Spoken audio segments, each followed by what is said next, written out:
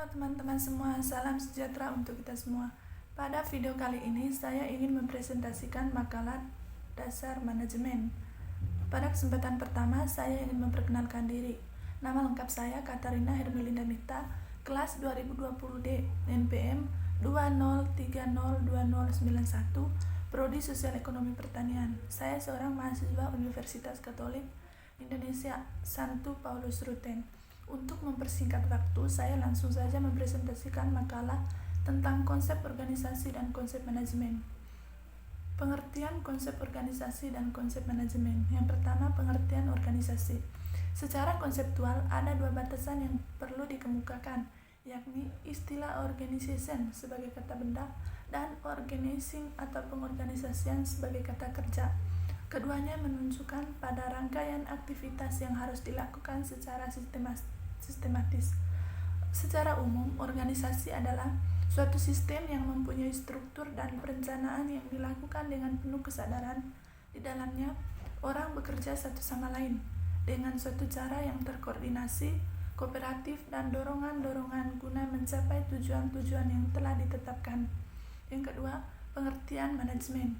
Manajemen adalah sebuah proses perencanaan, pengambilan keputusan, pengorganisasian, memimpin, memotivasi, dan mengendalikan sumber daya manusia, sumber daya keuangan fisik, informasi dari suatu organisasi untuk mencapai tujuannya secara efisien dan efektif. Yang berikut konsep dasar manajemen. Yang pertama, manajemen sebagai suatu ilmu, yaitu suatu ilmu pengetahuan yang selalu berupaya secara sistematis guna memahami mengapa dan bagaimana manusia dapat bekerja sama untuk mencapai tujuan tertentu.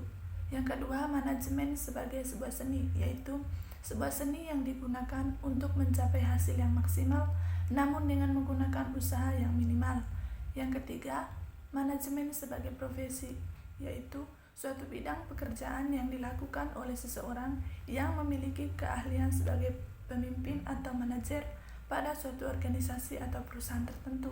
Yang berikut, manajemen sebagai proses adalah sebuah proses yang khas dan terdiri dari tindakan perencanaan, pengorganisasian, pengendalian di mana masing-masing bidang ini menggunakan ilmu pengetahuan dan keahlian dan juga diikuti secara berurutan dan tujuan yang telah ditetapkan. Yang berikut, tujuan konsep organisasi dan konsep manajemen.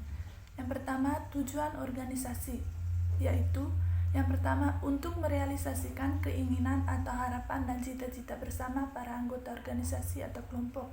Contohnya, ada sebuah organisasi yang dibentuk dengan tujuannya supaya bisa menjalin kerjasama dan berbagi satu sama lain. Yang kedua, hasil akhir yang ingin di masa yang akan datang.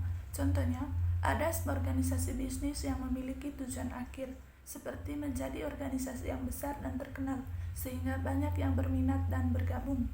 Yang berikut, tujuan manajemen, yaitu tujuan utama manajemen adalah untuk mengamankan hasil maksimum dan upaya dari sumber daya minimum.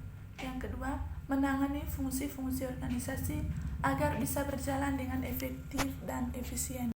Yang berikut, fungsi konsep organisasi dan konsep manajemen.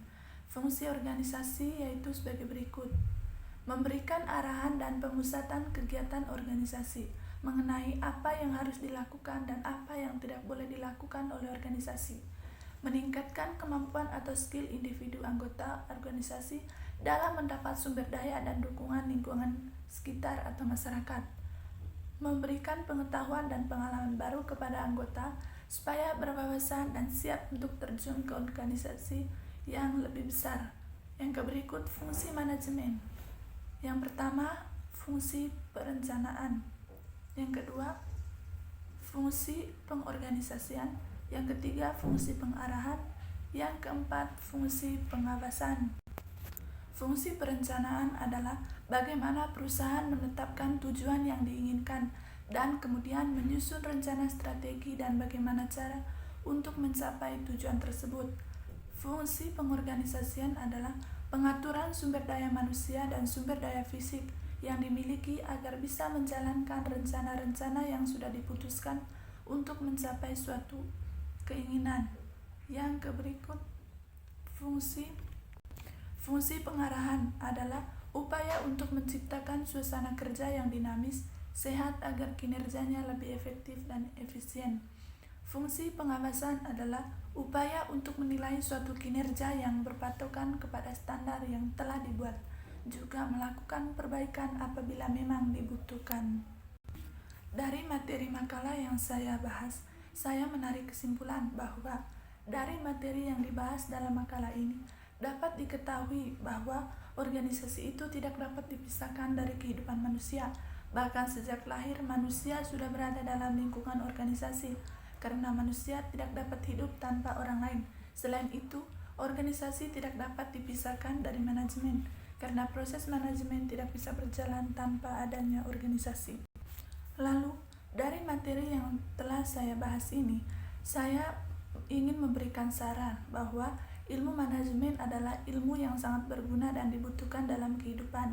Oleh karena itu, ilmu manajemen ini jangan hanya diterapkan dalam organisasi atau perusahaan saja, melainkan individu juga harus menerapkan ilmu manajemen agar kehidupannya dapat terarah dan teratur serta tercapainya tujuan dan keinginannya dengan baik.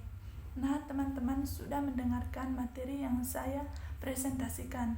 Saya ingin meminta maaf kalau ada kata-kata atau kalimat saya dalam video ini yang menyinggung perasaan dari teman-teman semua.